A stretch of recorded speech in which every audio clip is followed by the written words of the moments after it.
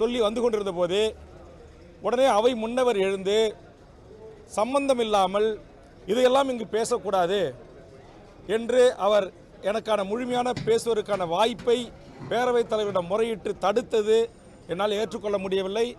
இது மிகப்பெரிய மன வருத்தத்தை ஏற்படுத்துகிறது. ஒரு 50 ஆண்டு காலம் பொதுவாழ்வில் இருக்கிற சட்டப்பேரவையிலே 45 ஆண்டு காலம் பணியாற்றுகின்ற அண்ணன் துரைமுருகன் அடிக்கடி நான் பேசுகின்ற போது அந்த கருத்தை தடுக்கிறார்.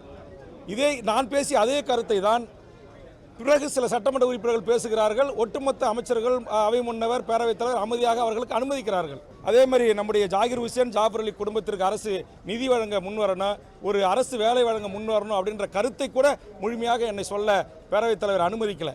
எந்த சட்டத்துக்கு புறம்பான அன்பார்லிமெண்ட் வார்டுகளையோ சட்டமன்றத்தில் பேசக்கூடாத விஷயங்களையோ நான் பேச வரப்போகிறது இல்லை.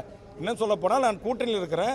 கூட்டணி கட்சி தலைவராக இருக்கிற வேல்முருகன் நான் சார்ந்திருக்கின்ற அரசுக்கு, அதுவும் குறிப்பாக முதலமைச்சர் துறையில் இருக்கிற காவல்துறைக்கு யாரெல்லாம் தவறு செய்கிறாங்களோ இதை எப்படி சரி செய்யலாம் என்கிற ஒரு நல்ல ஆலோசனையை கூட ஒரு 3 நிமிடம் 4 நிமிடம் ஒதுக்கி நேரமில்லா நேரத்தில் விவாதிப்பதற்கு கவன ஈர்ப்பு திருப்ப கொடுத்த என்னை அனுமதி மறுப்பது என்பது ஏற்படுதல்ல. ஆனால் 4வது தூணாக இருக்கிற எனது அருமை பத்திரிகை ஊடக நண்பர்களின் சார்பாக நான் அரசின் கவனத்தை, மாண்புமிகு முதலமைச்சரின் கவனத்தை ஈர்க்க நான் விரும்புகிறேன். அந்த அடிப்படையில் தான் சொல்லுகிறேன்.